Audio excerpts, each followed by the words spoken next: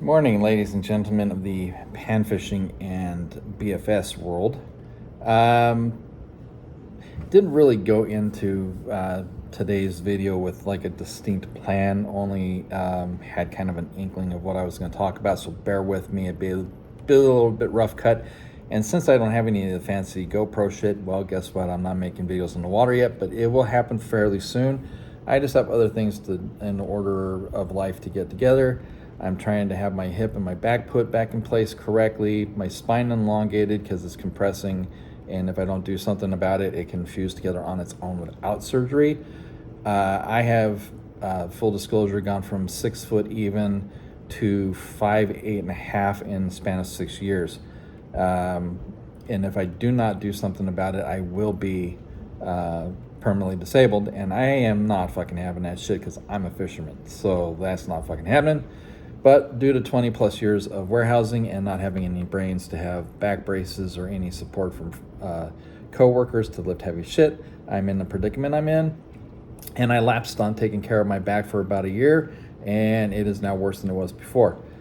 So this morning, I just really was not feeling very good at all. Woke up very congested, very tired. Do not have a fever or anything like that. Just apparently some draft in my room decided to catch up with me, and I took the liberty of taking a portion of the copious amount of sick time that we get at my job now that they've added this year. Thank you. And so I'm doing this video while I clean. I've been cleaning where I live. Ended up, doesn't look like much now, but I dropped I think it's Rubbermaid brand, very small container that's got the clip tops with the rubber seal around the rectangles. Unfortunately, I was putting away dishes and I don't know how it happened. I have no idea what happened. It slipped out of my hand and it hit the floor and it shattered everywhere. Being paranoid, and this actually cut pretty fucking deep.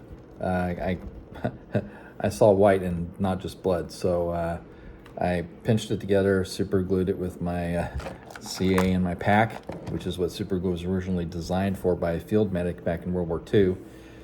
And got the bleeding to stop and all that. This isn't particularly painful. I just pulled a pretty long ass shard of glass out of my hand, so I have mopped this house four or five times, and mopped the kitchen where it happened 6, and fully wiped down this table that I have my phone on. So, I have a fair amount of paranoia because I've cut myself pretty bad in the past with stuff like that.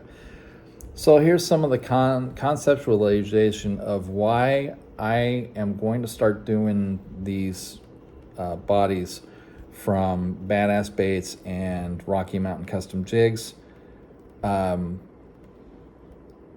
BFS and my super ultralight. So if I'm BFSing, I'm going to be going for yellow bass, white bass, crappie, largemouth, smallmouth, anywhere that I can toss a bait that's micro on a bait caster.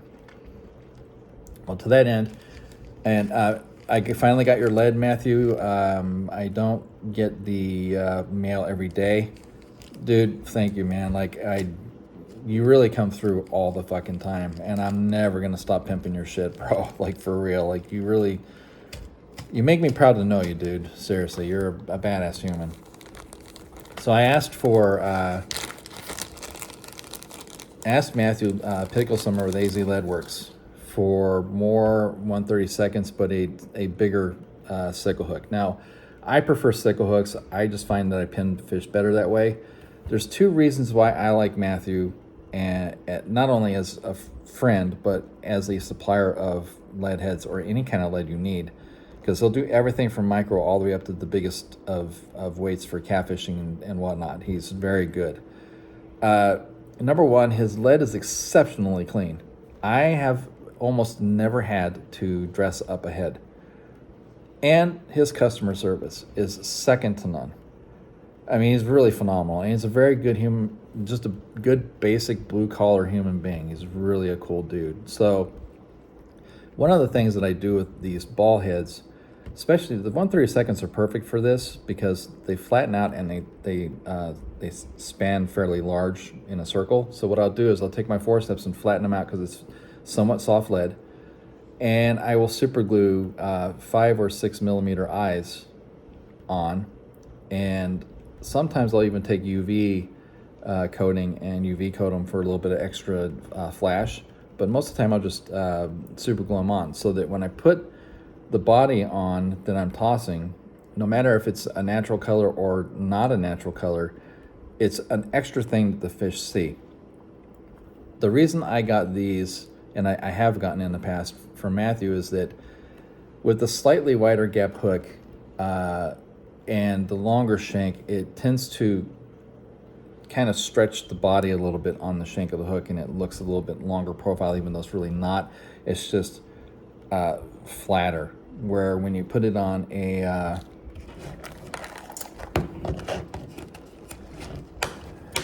when you put it on, like, say, well, if I can get one out, Jesus. If you put one on, say, one of these 1/64th with the size 8 sickles, you can pull it out when it's straight on the shank, but it's not really flexing the body, so it's kind of more squat. It's just a slightly different profile, and sometimes it's one of the things that gets them to hit, actually. But the reason that I expressly use these size 8s and these 1/64ths is because there's a smaller portion of hook above the body of the bait, and when it gets pinned right here, which I've said in another video. The last series of lead heads I got from Matthew, I actually took the last of them that I had and started putting hand ties on them. So I just got flat white 1/32 pill heads.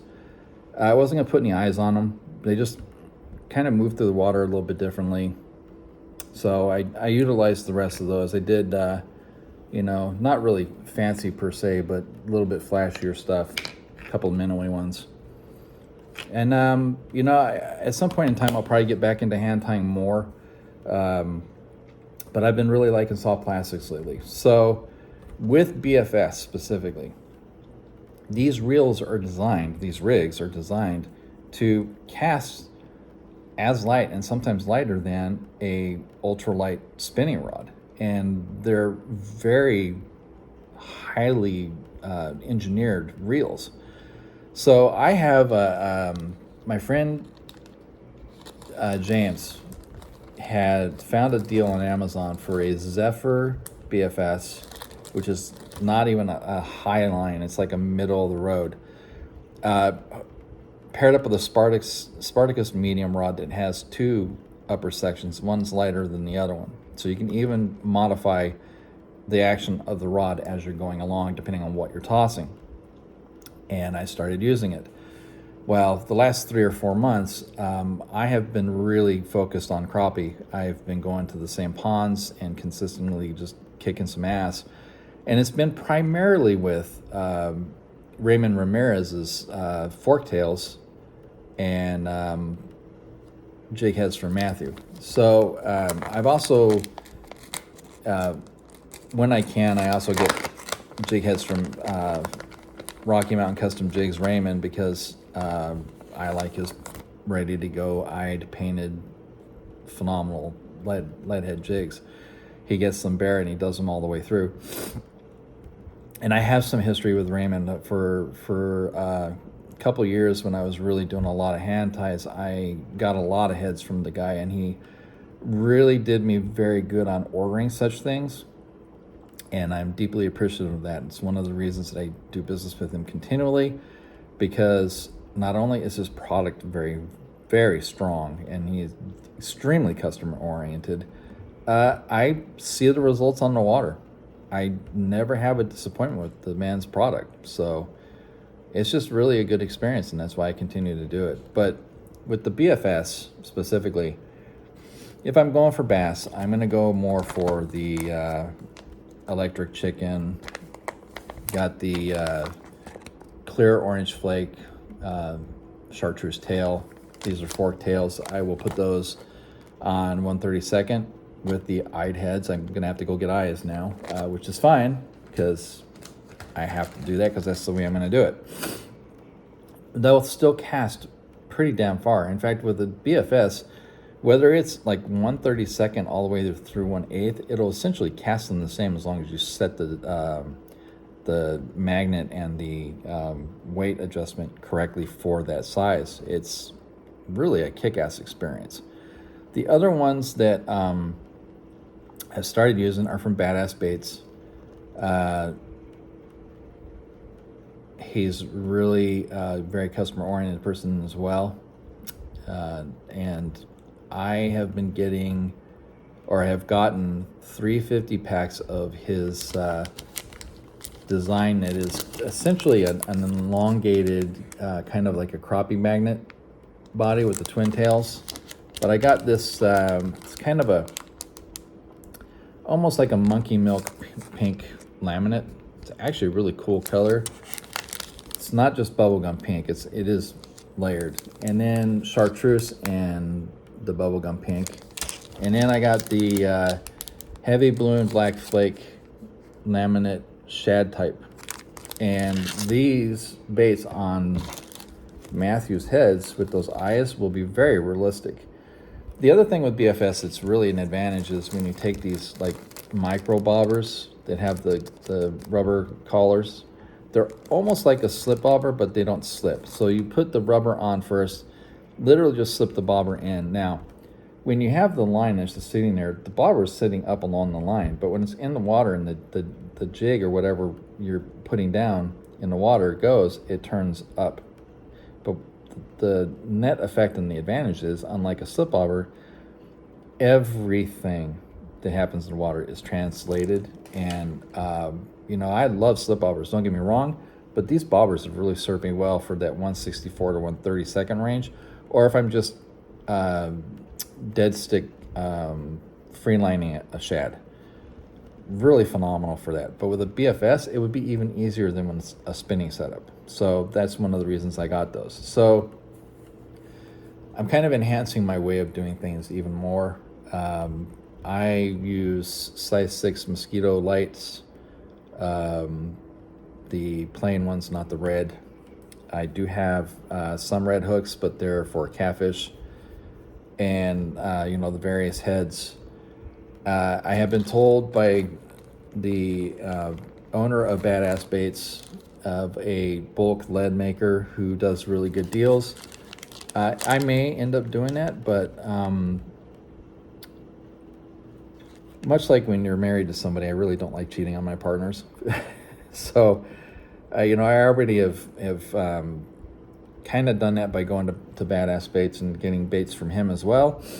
But I already got the blessing from Raymond to do that, and I really just want to support small businesses. Even if they're putting a lot of product out, they're still a small business. I am supportive of that. Matthew Picklesimmer of AZ Leadworks is an individual I've been with for a while. Raymond Ramirez of Rocky Mountain Custom Jigs. I am friends with Cameron Gillum, who is phenomenal, and by the way, makes really good hand ties for Arizona. And you should definitely check them out. And actually, AZ Leadworks and Cameron work together pretty well, and also with Randy Houghton of Arizona Crappie Sniper Guides. They all are a trio that are very, very good. I've not gotten on Randy's boat yet. I plan on doing it fairly soon. I just have not been able to afford to do so. I definitely need to lake crappie again.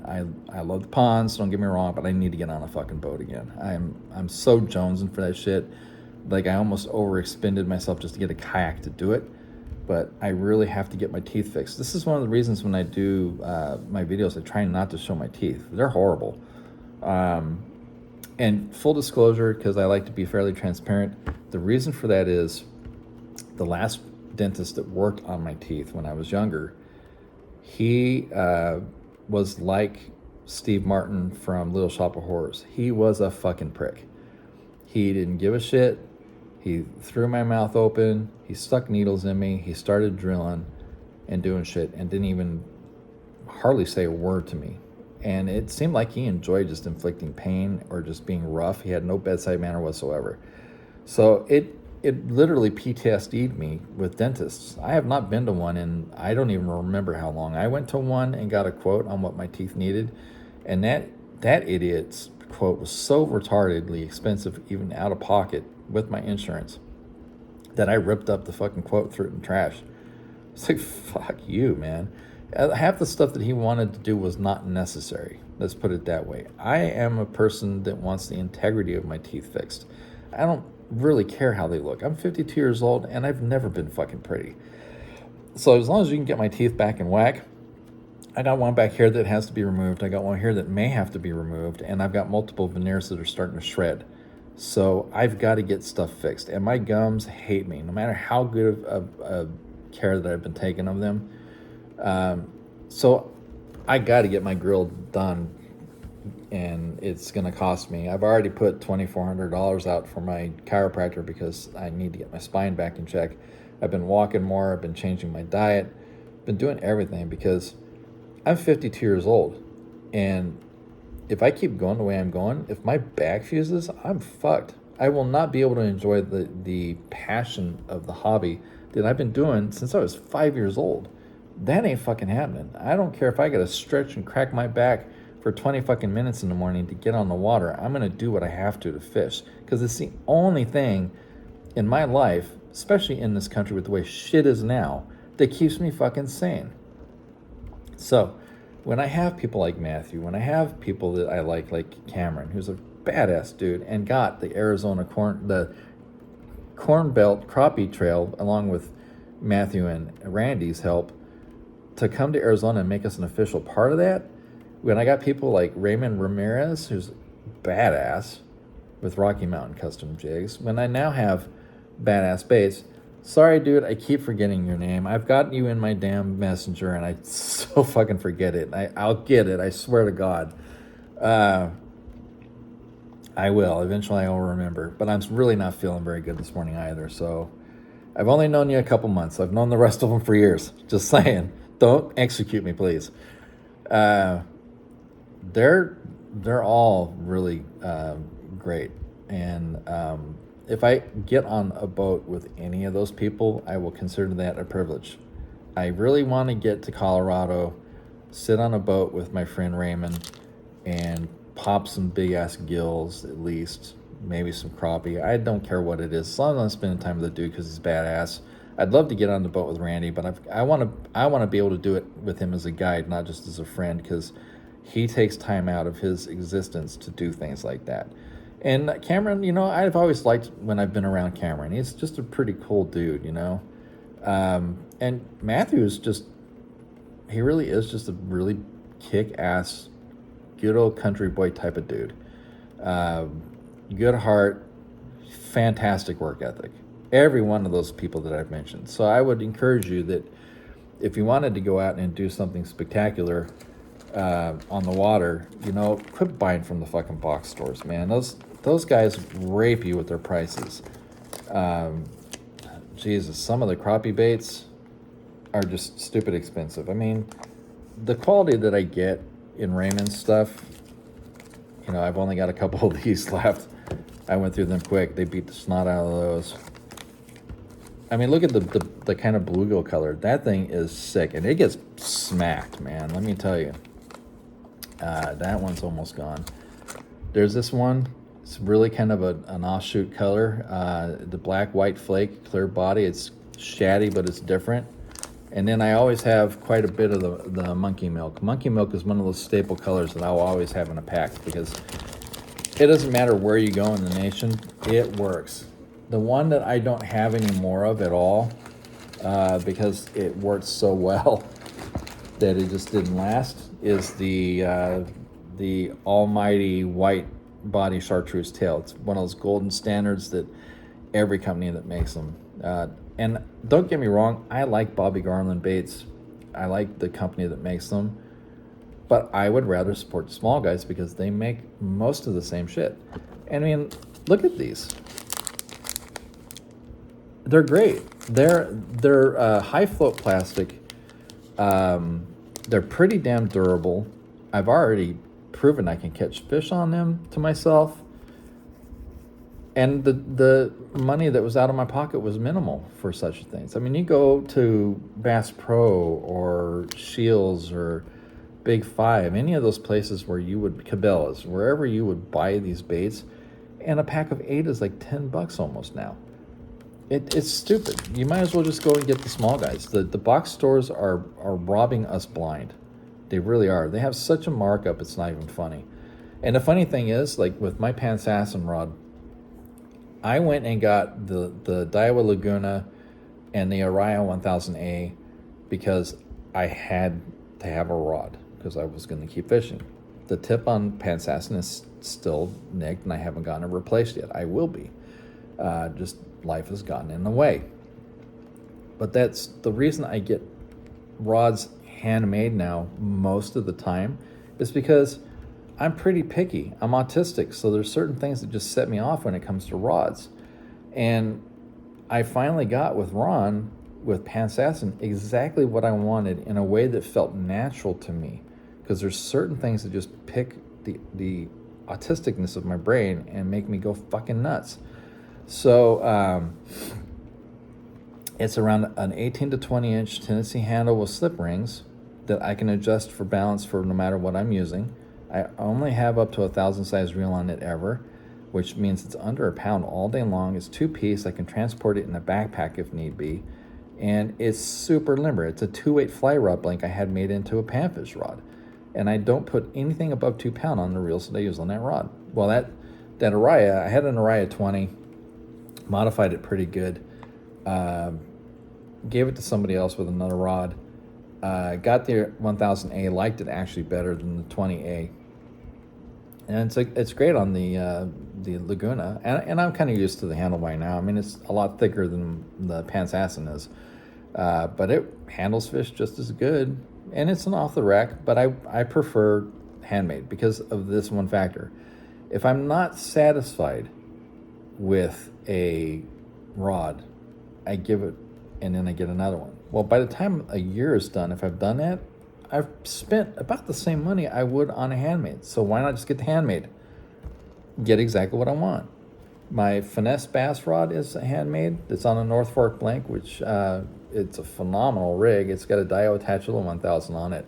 It's under a pound all day long. It's hand fitted for me. I asked for Ron to make the handle and the length exactly how I wanted it. I told him what kind of accoutrements. They are Japanese parts for the skeletonized grip and reel seat, and it is sick. It is absolutely phenomenal. My Pansasson is. I've had 3 other rods that I've had made by Ron that I have since given to other people because I feel, pay it forward kind of. And so I do it that way. If anybody that is a crappie fisherman that is doing like the 2 pound line thing and had Pansasson in their hand, it's a wet dream of a rod. And it really doesn't look like much. It looks like any other rod, really, besides the fact that it's the Tennessee handle and what it is. It's insane how good that rod is. And it was before the bigger inflation started hitting. It's been a while since I've had it made, so it was like 150 and some change, and I think I gave some tip money. I usually try to give some tip to Ron because he just does phenomenal work. But I will never get rid of that rod. Even if I have to replace 100 tips on that thing over its lifetime, I'm not going to get rid of that rod. So I will say that the Spartacus and the Zephyr combo is a great combo. I don't know if Cast King makes a Zephyr rod to go with that reel, but that combo was on sale at Amazon, which is one of the reasons that my friend James got it for me, because he got himself one and got me one. And I tell you what, I've only got like 60 yards of 6 pound fluoro on it, but that thing casts like a fucking dream, man. That is a badass, middle of the road, go anywhere, do anything BFS combo. It's really good for what it is. And I'm deeply appreciative of my friend James for that. He didn't have to do that. He did it just because, one, he could afford it, and he got one himself, and he figured, being a friend, that he would help me out, because I'd been talking about doing BFS too, and I've been looking at certain things BFS wise. There's such a massive market for it that doing this kind of stuff it should just be intrinsic. Underspins with these, I mean, dude, like you could go hog fucking wild on that shit. I've always been somebody that's liked soft plastics, but where I can apply the principles of live bait, cast net, use shad, I'll do that. But if I'm in places where that's really just not a feasible option, I'm gonna go with my partners that give me this badass shit. Well, they don't give me. I mean, most of the time I pay for it. But I have been graced with generosity on the part of the people that I know, and it's phenomenal. I can't thank people enough. You know, I'm not a big channel. I've got like I think 127 people on my YouTube. I'm not high volume. I'm not out there with a GoPro making content yet, and yet I've got amazing support from the people that I know, and it's very, very cool. So I figured I'd give a little bit of perspective, upload this. I'm sitting here feeling like crap. My nose is already trying to leak on me. I've got to make tea, trying to stamp the shit out of my chest. Quick note for anybody that gets chest sick, sinus, there's an herb called mullein, mullein.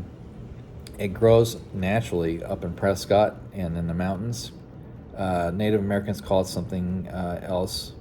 It's got many names, but it grows all over the world in various places. It's phenomenal for the lungs. It's phenomenal for quite a few things. I pair it with peppermint leaf tea and steep them together. It is powerful. I'm about to do that now. And I also put pure, unfiltered, raw, natural honey, not that store-bought, heat-treated bullshit that's just sugar water, okay? I'm talking pure, uncultured, unfiltered honey, because it has so many antibiotical and antimicrobial, and it's just a badass substance. It's one of the purest, baddest substances on the world. Bees are amazing. If you do that in your tea, it boosts the productivity of its qualities 1,000-fold. If you still are a traditional Western medicine type person and take the Robitussin and all other bullshit that fucks up your body by lowering your immunity, by the way, just so you know, switch. I have not been back on pharmaceuticals for being sick for 6 some odd years. They're phenomenal. Mullein, peppermint, raw, unfiltered honey. If you do those 3 things, if it gets in your chest, it'll get gone real quick. I had the practice of having mullein every single day because it helps keep the lungs clear.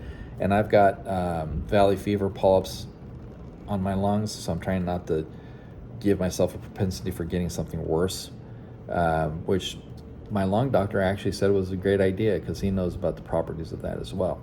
So I figured I'd throw that little tidbit in there too. And everybody have a blessed day. I'm just going to fucking have my tea, YouTube, relax, and pet my cat. And hopefully you kind of gleaned a little bit out of this. I know I tend to blab on and shit. I'm an old guy. I'm a redneck. I blab. Yeah. Have a fucking good day, man.